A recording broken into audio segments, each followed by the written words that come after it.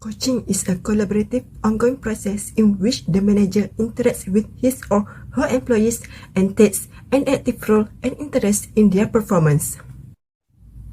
In general, coaching involves directing, motivating, and rewarding employees' behavior.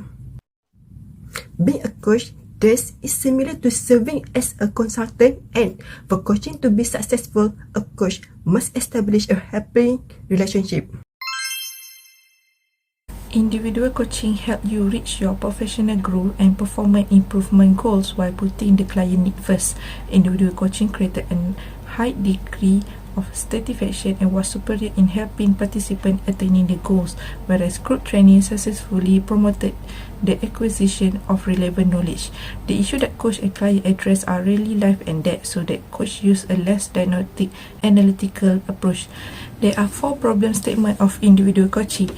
First is time and distance. Most type of work coaching requires some element of travel and significant amount of time commitment, especially if the workplace coaching you are doing involve traveling to multiple locations.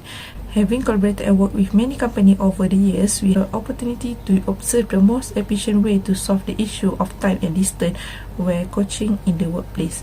The second problem is lack of objectivity and interpersonal skill. With in-person observation and feedback, you are contending with gap in understanding and miscommunication as outlined above, because your employee will always be able to recall every detail of their task that might need addressing. This can result in disagreement between coach and the coachee on the actual detail, and when detail cannot be agreed, then progressing past that point becomes far more challenging. A lack of objective understanding can result in the employees not enjoying the coaching process. The third problem is lack of long-term planning.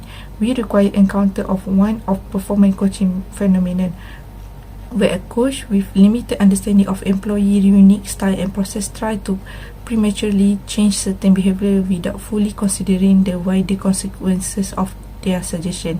It almost better not to provide coaching if it is like, because you will do more harm than good by confusing and frustrating your employee.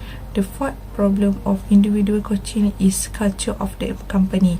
If you work in a company that generally promote a top-down approach, with employee being frequently told how it done, then your culture may not be right for coaching and monitoring. If leaders are unsupportive and often dictate tasks that only promote short-term productivity, team development tends to be sidelined. The benefit of coaching can only be realized if leaders are ready to accept the long-term nature of the process. Depending on the client, coaching is performed for a variety of purposes, and coaches adapt their roles and techniques accordingly. Broadly speaking, the purpose is to increase effectiveness, broaden thinking, identify strengths and development needs, and set and achieve challenging goals. In this section, I will share with you what is the effectiveness of coaching as individual intervention strategy. The first point is self-development. A coach gives employees the time and structure to reflect, which is essential for learning and development. They help in identifying their values and the areas in which their activities depart from the declared objective or moral principles. A skilled coach may assist them in rediscovering their passion for life and work. Then, the second point is build personal awareness. Which direction do you wish to go in? A primary responsibility of a coach is to assist others in developing self-awareness and insight. They give prompt feedback and assist the employee in defining the action they want to alter. Next, the effectiveness of coaching is employee may establish and act toward achieving goals. A realistic definition of one's career goals can be made possible via coaching. This objective may be established with the help of a coach, and they can then be actively pursued. The chances of the objective being met will rise as a result. It is typical for objective to be focused on two aspects of a person's profession. Next point is enhanced communication skill. Some of employees want to have more interesting discussion at parties and enhance their social skills. Others require assistance with first date small chat. A smart coach does this by providing their client with perspective, holding them accountable, posing insightful queries, and dissecting the fundamental of effective communication. Last but not least, coaching can increase the level of engagement. With its unique one-on-one feedback and lots of encouragement, coaching engages participants. An individual may contribute more successfully to the group and the company when they get engaged at work. Their career as well as the wider business gain from this engagement ability to boost productivity and retention rates. The benefits. First, can improve employee performance. Coaching employees help them to develop their skills, knowledge of their job, roles and responsibility. Employees can perform better and at a high level when they know what to do and why they are doing it. Second, prepare employees for internal hiring. Effective coaching in the workplace also allow a manager to identify high potential employees and groom them for internal promotions.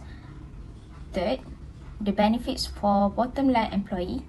Coaching can lead to engage of employee, improves employee performance, and help to achieve goals. As the employee become more skilled, confident, and competent, their productivity increase.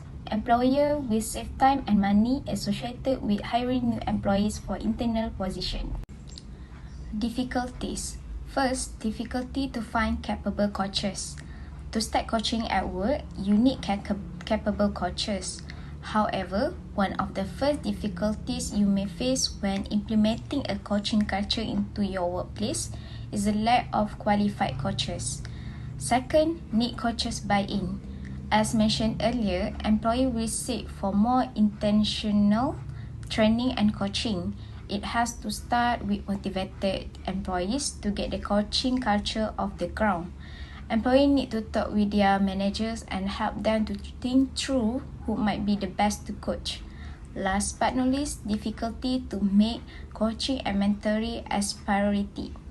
Creating a coaching culture at work requires attention, intentionally, and prioritization because a coaching culture does not happen overnight.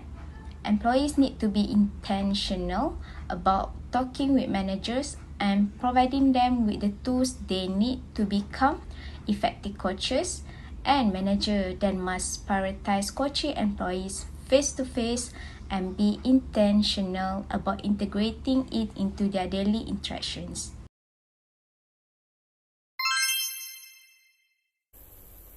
Here, I can say that individual coaching interventions are effective and beneficial to the individual or employee. This is because there have been a few studies that exhibit its efficacy, and the majority of the data is anecdotal and case-based. 2 studies of coaching effectiveness are suggestive of the intervention result. One study discovered that coaching increased one's own output, level of effort, collaborative connections, and job happiness. The other research highlighted specific financial advantages while noting an increase in productivity and employee happiness. Thus, we can conclude that in order to lay the foundation for positive cultural change, every organization needs workplace coaching.